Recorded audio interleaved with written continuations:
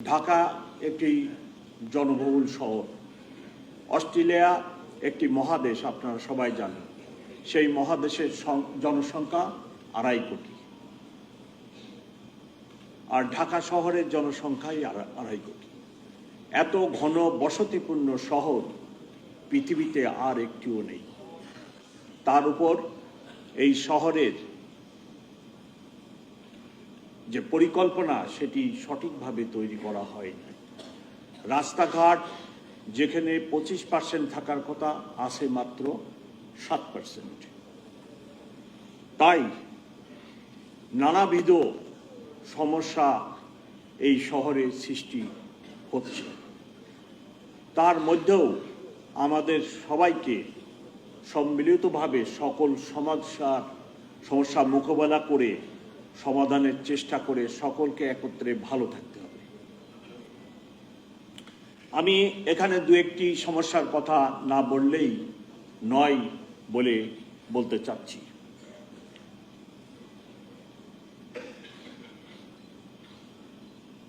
প্রথমেই আমি বলতে চাই, গত 1 মাসে আপনারা লক্ষ্য করেছেন যে নানাবিধ আইন শৃঙ্খলা সংক্রান্ত সমস্যার সৃষ্টি হয়, এবং সর্বশেষ আপনারা লক্ষ্য করেছেন তাবলিগ জামাত নিয়েও আমাদেরকে বড় ধরনের সমস্যা মোকাবেলা করতে হবে। আপনাদের মধ্যে মতপার্থক্য থাকতে পারে, কিন্তু এই মতপার্থক্য সমাধানের জন্য কোনো মারামারি বা বিশৃঙ্খল পরিবেশ সৃষ্টি করা ঠিক নয়। 3 জন মানুষের প্রাণ গেল, এই দায়িত্ব কে নেবেন? আমরা তো আলোচনার টেবিলে বসে অনেক চেষ্টা করলাম এরূপ একটি সমস্যার সমাধানের জন্য, কিন্তু সমাধান না হওয়ার কারণে 3টা মানুষের প্রাণ চলে গেল। এই দায়িত্ব কে নেবেন? ইসলামে এগুলার কোনো সুযোগ আছে বলে তো আমরা মনে করি না। আপনাদের সমস্যা থাকলে আপনারা টেবিলে বসে সমস্যার সমাধান করেন। যার ফলে যত্রতত্র মিছিল, রাস্তা আটকে দেওয়া এবং ফলশ্রুতিতে ব্যাপক ট্রাফিক কনজেশন। এই ঢাকাবাসীর ব্যাপক কষ্ট হয়, দুর্ভোগ হয়। স্কুলে যেতে পারে না, মুমূর্ষু রোগী হাসপাতালে যেতে পারে না, বিদেশগামী যাত্রী এয়ারপোর্টে পৌঁছাতে পারে না। একটিবারও যদি আমরা এই সকল জিনিস না ভাবি, এই 2-2.5 কোটি লোকের এই শহরে আপনি কিভাবে মানুষের জীবনে স্বাচ্ছন্দ্য দিবেন? তো সবাইকে কোনো একটি কিছু করার আগে অনেকবার চিন্তা করতে হবে যে আমি এই অনুষ্ঠান, এই মিছিল করতে গিয়ে যেন অন্যের দুর্ভোগ টেনে না আনি। চাঁদাবাজি একটি সামাজিক সমস্যা, সামাজিক অপরাধ। চাঁদাবাজি মোকাবেলা করার জন্য শুধু পুলিশ নয়, সমাজের প্রতিটি অঙ্গ সংগঠনকে আগে আসতে হবে। কোথায় চাঁদাবাজি হচ্ছে, কারা করতেছে, চাঁদাবাজির বিরুদ্ধে একটি প্রতিরোধ গড়ে তোলা অত্যন্ত জরুরি হয়ে পড়ছে। চাঁদাবাজির কারণে নিত্যপণ্যের দাম বৃদ্ধি পাচ্ছে এবং সেই কারণে সাধারণ মানুষ দুর্ভোগ পোয়াচ্ছে। আমাদের সমাজের অধিকাংশ লোক মধ্যবিত্ত এবং নিম্ন মধ্যবিত্ত এবং গরিব। নিত্যপণ্যের দাম যদি চাঁদাবাজির কারণে বৃদ্ধি পায়, তাদের সংসার, তাদের আর্থিক কষ্ট হয়। সো চাঁদাবাজির বিরুদ্ধে সামাজিক প্রতিরোধ গড়ে তোলা অত্যন্ত জরুরি। চাঁদাবাজি ঠেকানোর জন্য আমার উপরে অনেক দায়িত্ব, আমার সহকর্মীদের উপরে অনেক দায়িত্ব। আমি চাঁদাবাজদের হালনাগাদ একটি লিস্ট তৈরি করছি, এবং এই লিস্ট 1-2 দিনের মধ্যে সম্পন্ন হলে আমি চাঁদাবাজদের গ্রেপ্তারের জন্য, তাদের বিরুদ্ধে ব্যবস্থা গ্রহণের জন্য অচিরেই পদক্ষেপ গ্রহণ করব। সকলকে যারা এই ধরনের কর্মকাণ্ডে লিপ্ত, আমি তাদেরকে অনুরোধ করব, আপনারা এই কাজে লিপ্ত হবেন না, আমাকে কঠোর আইনি ব্যবস্থা নিতে বাধ্য করবেন না।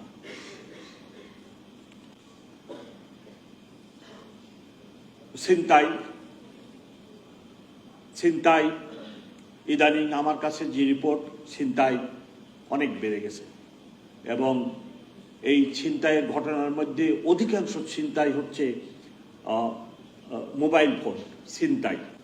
বাসে যাত্রী বসে থাকে, পাশে থেকে এসে মোবাইল ফোনটা ছিনাই নিয়ে দৌড় দেয় এবং বিভিন্ন যাত্রীদের থেকে ছিনতাইকারীরা ছুরি দেখায় অথবা এরূপ একটি কিছু দিয়ে ভয় দেখায় শুধু মোবাইল ছিনতাই ব্যাপক। For the foreign students, I draw your attention. Mobile ছিনতাই is on the rise, so you have to take care of your mobile when you are walking on the street, or you are shopping somewhere, or you are having your snacks or something like that at the footpath. So you must care your mobile and your vanity bag or like this with you. You must take care. ফুটপাতে অসংখ্য hawker বসে। আমি ব্যক্তিগতভাবে মনে করি তাদের সংসার আছে, ছেলে মেয়ে আছে এবং এত সংখ্যক হকারকে আপনি হঠাৎ করে না করে দিবেন, এটা বিষয়টা একটা অমানবিক হয়ে যায়। সো আমার অনুরোধ যে ওনারা যতদূর সম্ভব সংযতভাবে ফুটপাতে থাকুক এবং তাদের যে কাজটা ব্যবসা বাণিজ্য, ছোটোখাটো ব্যবসা বাণিজ্য করে, আবার আমাদের সমাজের অধিকাংশ লোক মধ্যবিত্ত, নিম্ন মধ্যবিত্ত, গরিব পরিবার, তারা আবার এই ফুটপাত থেকে কিছুটা সাশ্রয়ী মূল্যে পণ্য সামগ্রী কিনে।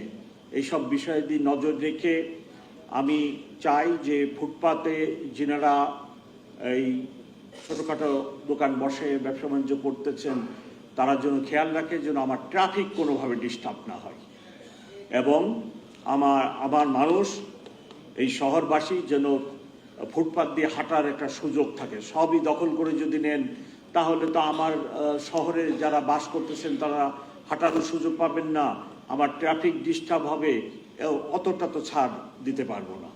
আপনাদেরকে সংযত থাকতে হবে।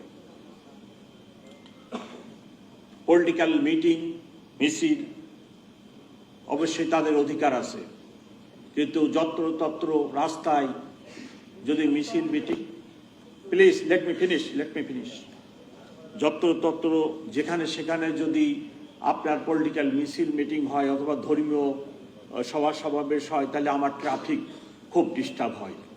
এক জায়গায় যদি ট্রাফিক আধা ঘন্টা 1 ঘন্টার জন্য হল্ট থাকে, এই রেস সারাদিন থাকে, এই ট্রাফিক যে জাম এটা ছুটতে 7 ঘন্টা 8 ঘন্টা সময় লেগে যায়। সো আমি ওনাদেরকে রিকোয়েস্ট করব, আপনারা যখন ধর্মীয় মিটিং, পলিটিক্যাল মিটিং, সামাজিক মিটিং, সমাজ সমাবেশ করবেন একটা বদ্ধ পরিসরে এরূপ একটি জায়গায় যদি করেন তাহলে আমাদের ট্রাফিক ব্যবস্থাপনায় সুবিধা হয়। আপনারা বাড়িঘর অবশ্যই করবেন, সেটাও আপনাদের একটা অধিকার, কিন্তু বাড়িঘর করতে যে ইদানিং দেখা যাচ্ছে যে রাস্তার উপরে কনস্ট্রাকশন ম্যাটেরিয়াল রেখে ওইখানে ট্রাফিকের প্রতিবন্ধকতা সৃষ্টি করতেছে এবং এই ব্যাপারে আইন আছে, ঢাকা মেট্রোপলিটন পুলিশে আইন আছে। আপনার এই ইট বালুর যে রাস্তার উপরে রেখে মানুষের চলাচলে প্রতিবন্ধকতা সৃষ্টি করতেছেন তার বিরুদ্ধে মামলা নেওয়ার ব্যবস্থা আছে। আমি রিকোয়েস্ট করব, আমি ওই ধরনের ব্যবস্থার দিকে যেতে চাই না। আপনারা নিজেরা এইসব ব্যাপারে সতর্ক থাকবেন। আরেকটি ইম্পর্টেন্ট বিষয়, সেটা হলো যে মাদক, সমাজের রন্ধ্রে রন্ধ্রে মাদক ছড়িয়ে পড়ছে এবং যারা মাদক সেবক তাদের টাকার অভাব হলে তারা আবার ওই ছিনতাইয়ে যায় যুক্ত হয়। সো মাদক নির্মূল করা, মাদককে মোকাবেলা করা, মাদক ডিলারদেরকে ধরা, এটাও সামাজিক আন্দোলনের মাধ্যমে করতে হবে। সব দায়িত্ব যদি আপনারা পুলিশের ঘাড়ে চাপিয়ে দেন, তাহলে পুলিশের পক্ষে এত সমস্যা মোকাবেলা করা অত্যন্ত কঠিন। সো আমি অনুরোধ করব সমাজের যারা নেতৃবৃন্দ আছেন সবাই এগিয়ে আসেন, আমরা সম্মিলিতভাবে আমাদের সকল সহযোগিতা দিয়ে আমরা এই যে মাদক এটাকে নির্মূলের চেষ্টা করি। মাদক একটি ফ্যামিলির একটি মানুষ যদি মাদকাসক্ত হয়, ওই পুরা মহল্লার লোকের জন্য একটা অশান্তি বয়ে আনে।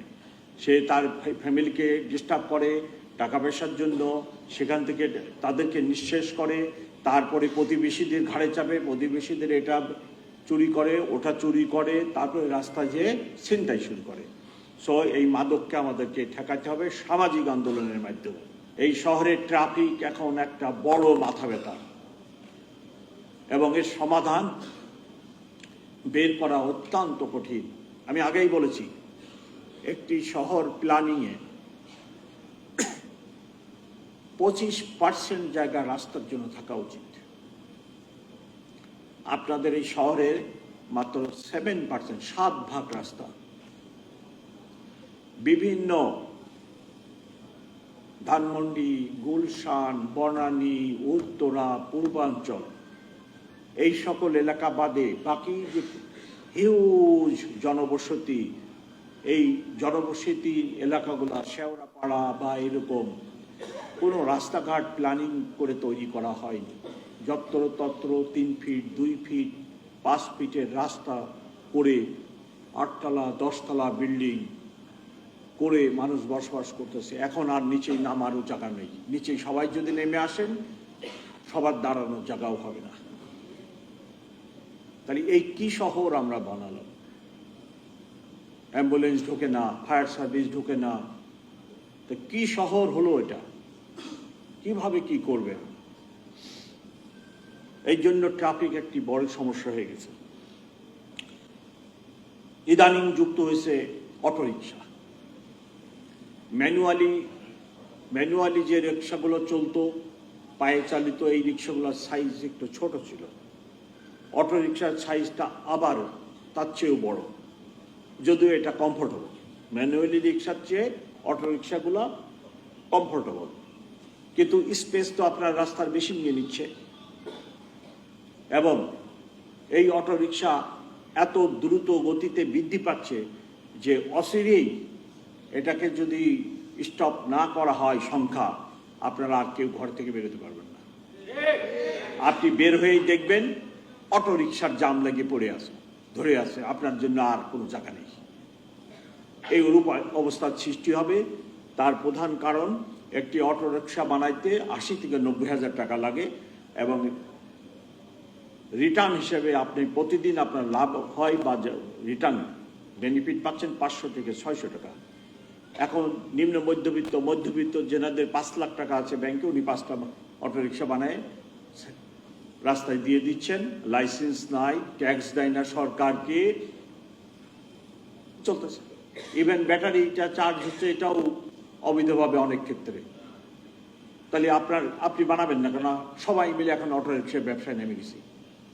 আমাদের সমস্যা হলো, যখন একটা কিছুতে লাভ দেখি, আমরা সবাই ওটার মধ্যে ঝাঁপাই পড়ি, পরে ওইটাকে ধ্বংস করে চাই।